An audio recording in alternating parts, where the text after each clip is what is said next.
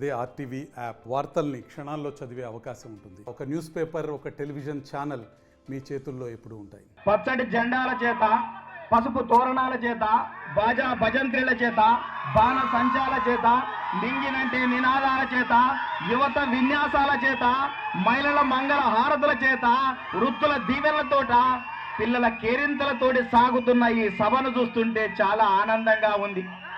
ఏమి జనం, ఏమి జనం! ఎటు చూసినా జనం, ఎటు చూపినా జనం, ఎటు మళ్ళినా జనం, ఎటు అల్లినా జనం, కనుచూపు మేర జనం, కనిపించే మేర జనం, ఆకాశం అంచుల వరకు జనం. ఇదే తెలుగుదేశ ప్రపంచం అని ఈ సందర్భంగా మీకు గుర్తు చేస్తున్నా. అందుకనే సోదరులారా, మీకు ఈ సందర్భంగా ఒక బంపర్ ఆఫర్ ఇస్తున్నా. 2 ఓట్లు వేయండి, ఇద్దరికి ముగ్గురుతో పని చేయించుకోండి అని ఈ సందర్భంగా పనిచేస్తున్నా. ఈ త్రిమూర్తులు ఇక్కడ ఉన్నారు, వీళ్ళు సేవ చేస్తారు. వైకాపాకు ఒక్కరికి ఓటేస్తే 100 మంది సేవ్ చేస్తారు. కాబట్టి మనం సేవ్ చేసేటోళ్ళని వెన్నుకోవాలి. అందుకనే వైకాపా నాయకులకు చెప్తున్నా, ఏసీ వేసుకుంటే ఎండాకాలం, స్వెటర్ వేసుకుంటే చలికాలం, గొడుగు పట్టుకుంటే వర్షాకాలం, ఆ వైకాపా జెండా పట్టుకుంటే పోయే కాలం అని ఈ సందర్భంగా మీకు అందరికీ గుర్తు చేస్తున్నా. 2019 ఎన్నికలు జరగంగానే మన అభ్యర్థి ఎర్రపతినేని సీనన్న ఓడిపోతే పారిపోతాడనుకున్నారు. రాజకీయాల్లో కొందరు ఓడిపోగానే పారిపోతారు, కొందరు లొంగిపోతారు, కొందరు వంగిపోతారు. కానీ 5 సంవత్సరాలుగా జనం కోసం, జాతి కోసం, పేదల కోసం, బీదల కోసం, బడుగు జనం కోసం, పల్లె ప్రజల కోసం, అనగారిన జనాల కోసం ఇదే నియోజకవర్గంలో ఉన్నటువంటి నాయకుడు. అందుకనే ఓడిపోతే పారిపోవడానికి పరుగు పందెం కాదురా, నాది ప్రజాబంధం అని నిరూపించిన నాయకుడు ఎర్రపతినేని సీనన్న. అందుకనే ఎర్రపతి, నీకు వెరిగింది ప్రజల హృదయాలలో పరపతి అని సందర్భంగా నీకు గుర్తు చేస్తున్నా. మరో నాయకుడు లావు కృష్ణ దేవరాయలు గారు ఏ ముహూర్తాన పెట్టాడో, ఒక మహారాజు పేరు పెట్టుకున్నటువంటి వ్యక్తి. మాటల్లో మంచితనం, చూపుల్లో చురుకుదనం, పనులలో చక్కదనం, పార్టీలో పచ్చదనానికి నిలువెత్తు నిదర్శనం అని ఈ సందర్భంగా గుర్తు చేస్తుంది. అభివృద్ధి నినాదంగా సాగుతున్న ఓ నేత ఈ నియోజకవర్గం మార్చు తల రాత అని ఈ సందర్భంగా నీకు గుర్తు చేస్తున్నా. అందుకనే నేను తెలంగాణకి వెళ్ళి వచ్చిన, మా ముక్కోని పంపినాం, ఇక మీ తిక్కోని పంపవలసినటువంటి అవసరం ఎంతైనా ఉంది అని సందర్భంగా. అందుకనే మొన్నటిదాకా మా ముక్కోడు కూడా బాగా నీలిగండు, ఇప్పుడు ముక్కోడు పోయిన తర్వాత తిక్కోడు పరిశానలో పడ్డాడు. అందుకనే ధర్మానికి అధర్మానికి, న్యాయానికి అన్యాయానికి, నీతికి అవినీతికి, టూరిజానికి షాడిజానికి, విజనరీకి ప్రిజనరీకి మధ్య జరుగుతున్న ఈ పోరాటంలో మనం ముందుకు సాగాలి, ప్రజాస్వామ్యాన్ని పరిరక్షించాలి. అయ్యా జగన్మోహన్ రెడ్డి బయటకు వచ్చి చెప్తున్నాడు, ఒక్క అవకాశం అయ్యి అభివృద్ధి చేస్తానని చెప్తున్నాడు. ఇప్పుడు అద్భుతమైన అభివృద్ధి చేస్తానంటుండు. ఈయనను చూస్తే నాకు కథ గుర్తుకొస్తుంది. శోభనం గదిలో ఉన్నోడంట, శోభనం గదిలో ఉన్నోడు బయటకు వచ్చి, ఇంకో పెళ్లి చేయరా కవల పిల్లలు అంట అన్నాడంట. అరే ఉన్నదే శోభనం గదిలో, ఉన్నది అధికారంలో 5 ఏళ్ళు, అప్పుడు చేయలేదంట, కానీ ఇప్పుడు చేయండి నేను అద్భుతంగా అభివృద్ధి చేస్తానంట. 2014లో మాకు నాన్న లేడు అన్నాడు, నాకు కూడా లేడు కానీ మా నాన్న లేడు అన్నాడు, జనం నమ్మిండ్రు. 2019 వచ్చారు, నాకు చిన్నాన్న లేడు అన్నాడు. ఒక్క అవకాశం అని చెప్తే మా అక్కలంతా ఆలోచించి ఇచ్చిండ్రు. ఒక్క అవకాశం ఇచ్చిన పాపానికి ఇంట్లో వెలుగువాయే, బడిలో తెలుగువాయే, నదిలో ఇసుకవాయే, గుడిలో విగ్రహాలు వాయే, నేరాలు వెరిగిపాయే, ఘోరాలు జరిగిపాయే, పరిశ్రమలు పారిపాయే, అప్పులు వెరిగిపాయే, ఆస్తులు తనఖాకు వాయే, అమ్మకు గౌరవాధ్యక్ష పదవి వాయే, చెల్లికి ఆస్తి వాయే, బాబాయి పైకి వాయే, బాబు జైలుకు వాయే అన్నటువంటి పరిస్థితి ఉంది. అందుకనే మనం ఆలోచించాలి, ఈ తిక్కుని కూడా పంపవలసినటువంటి అవసరం ఉందని. అమ్మ మనం ఒకసారి ఆలోచిద్దాం. 5 సంవత్సరాల జగన్మోహన్ రెడ్డి ఏం చేసిందంటే, ఆయన కనిపిస్తే బ్రేకింగ్ న్యూస్, మాట్లాడితే షాకింగ్ న్యూస్, పరదాలు లేని రాను. అమ్మ మెరుపుతీగా వచ్చిపో అన్నట్టు పరదాల మధ్య వచ్చిపోతాడు. అటువంటి మహానాయకుడు జగన్మోహన్ రెడ్డి 5 సంవత్సరాలలో ఈ రాష్ట్రంలో పోయి దళిత మహిళలపై అత్యాచారంలో ఈ రాష్ట్రం మొదటి స్థానంలో ఉన్నది. గంజాయి అక్రమ రవాణాలో మొదటి స్థానంలో ఉన్నది. ఉపాధి హామీ పథకం నిధుల దుర్వినియోగంలో మొదటి స్థానంలో ఉన్నది. రైతుల ఆత్మహత్యల్లో 3వ స్థానం ఉన్నది. కౌలు రైతుల ఆత్మహత్యల్లో 2వ స్థానంలో ఉన్నది. ఇవాళ మహిళలపై అనేక రకాలైనటువంటి నేరాలు జరుగుతున్నటువంటి దౌర్భాగ్య పరిస్థితి రాష్ట్రంలో ఉన్నది. ఇది ఇట్లుంటే మీటింగ్ కాడికి వచ్చి నేను 130 సార్లు మీకు బటన్ నొక్కాను, నాకు ఒక్కసారి నొక్కరాదు అంటుండు. ఈయనేమో బటన్ నొక్కమని చెప్తుండు. ఆ అనంతపురం ఎంపీనేమో లైవ్లే బటన్ చెప్తున్నాడు ఆయన. ఇంత మహానాయకులు ఇప్పుడే వచ్చేటప్పుడు చెప్తుండు ఆడదాం ఆంధ్ర అని పెడితే అంబటి రాంబాబు ఏమో గంట ఆడదాం అంటాడు. అవంతి శ్రీనివాసం అర్ధగంట చాలంటాడు. అందుకనే వీళ్ళ గురించి మనం ఆలోచించాలని ఈ సందర్భంగా గుర్తు చేస్తున్నాం. అందుకనే ఈ 5 సంవత్సరాలు జగన్మోహన్ రెడ్డి పాదయాత్ర చేసినప్పుడు ఏం చేసిండు అక్క? నెత్తుల చేతులు పెట్టిండు, నుదుటికి ముద్దులు పెట్టిండు, చెంపకు చెంపలు పెట్టిండు, దవడ గంధం పెట్టిండు, ఈపుల చేతులు పెట్టిండు, అధికారులకు రాగానే నెత్తిన టోపీ పెట్టిండా లేదా అని అడుగుతుంది. అయ్యా జగన్మోహన్ రెడ్డి మొన్న ప్రెస్ మీట్ పెట్టి 99.5% నేను హామీలు అమలు చేసిన అంటుండు. అరే ఓ సన్నాసి, నీ హామీలు 730 హామీలు ఇచ్చినావు, 85% హామీలు అమలు కాలే. 2,30,000 ఉద్యోగాలు ఇస్తానన్నాడు, ఇయ్యలే. 1,40,000 బ్యాక్లాగ్ పోస్టులు భర్తీ చేస్తానని వేయలే. మెగా డిఎస్సి వేయలే. కాంట్రాక్ట్ వాడిని పర్మనెంట్గా వేయలే. జూన్ 1వ తేదీనే జాబ్ క్యాలెండర్ ఇస్తానన్నాడు, ఇయ్యలే. నిరుద్యోగ యువకులకు కాంట్రాక్టర్లను ఇస్తానని చట్టం తెస్తానని వేయలే. కొలువులు ఇయ్యలే. బ్యాక్లాగ్ పోస్టులు భర్తీ చేయలే. నిరుద్యోగులకు ఉద్యోగాలు ఇయ్యలే. సిపిఎస్ రద్దు కాలే. మద్యపానం అమలు కాలే. ప్రాజెక్టులు గట్టవైతివి. Sugar factory తెరవైతివి. 25,000 ఇండ్లు కడతాను గట్టవైతివి.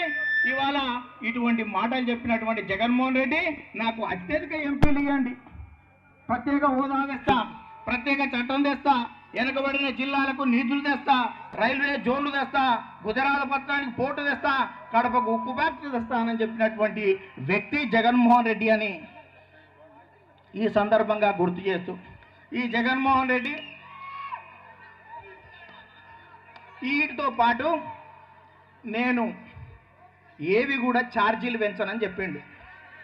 ఫ్యాన్ వేసుకున్న పాపానికి, ఫ్యాన్కు ఓటేసిన పాపానికి ఫ్యాన్ వేసుకునే పరిస్థితి రాష్ట్రంలో లేదు.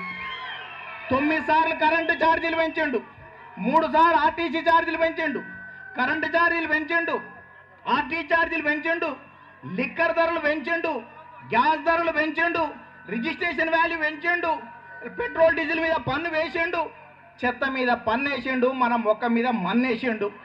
ఇటువంటి పరిస్థితులలో ఈ సక్రమైన పరిపాలనకు 40 మంది అంట సలహాదారులు.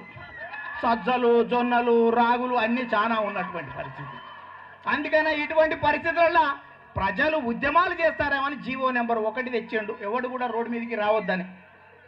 పత్రికలలో రాస్తారని 2,430 జీవో తీసుకొచ్చిండు. మీరు ఎవరు కూడా రాయొద్దు అనేటువంటి పరిస్థితిలో ఇవాళ పత్రికల మీద కూడా ఆంక్షలు పెట్టినటువంటి పరిస్థితి ఉందా లేదా అని చాలా స్పష్టంగా అడుగుతున్నా. అందుకనే రాజశేఖర రెడ్డి గారి కుమారుడు అని నమ్మిన పాపానికి మనని అమ్మేటువంటి పరిస్థితి ఉంది అని సందర్భంగా గుర్తు చేస్తున్నా. ఇవాళ ఈ రాష్ట్రంలో నాకు టీవీ లేదు, నాకు పేపర్ లేదు, నాకు దత్తపుత్రుడు లేడు, పైన దేవుడుండు, కింద మీరుండు అంటుండు. అయ్యా జగన్మోహన్ రెడ్డి, కాసు మహేష్ రెడ్డి ఆస్తులు అన్న చెప్పిండు, నీ ఆస్తులు నేను చెప్తే నేను బ్రాహ్మణి స్టీల్స్, రఘురామ్ సిమెంట్స్, కర్ణాటకలో పవర్ ప్రాజెక్టు, సిక్కింలో పవర్ ప్రాజెక్టు, జింపెక్ సంస్థ, సాక్షి దినపత్రిక, బెంగళూరులో బెన్నగడ్ రూట్ల 1000 ఎకరాల భూమి, 250 కోట్ల విలువైన షాపింగ్ కాంప్లెక్స్లు, హైదరాబాద్ 60 ఎకరాల జాగా, నీ అయ్యా జాగీరా ఎట్లొచ్చినాయ్యా జగన్మోహన్ రెడ్డి అని అడుగు.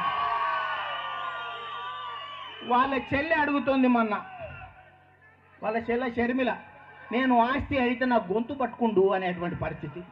మా రోజక్క చెప్తుంది, అన్న గన్ను కంటే తొందరగా వస్తాడు అని. గన్ను కంటే తొందరగా వచ్చినాడు. ఇవాళ వైకాపా నాయకులు ఈవినింగ్ డార్లింగ్ అంటారు, మార్నింగ్ డైవర్స్ అంటారు. ఇటువంటి పరిస్థితి రాష్ట్రంలో ఉందా లేదా అని చాలా స్పష్టంగా అడుగుతున్నా. అందుకనే చాలా మంది నిరుద్యోగులు ఉండరు.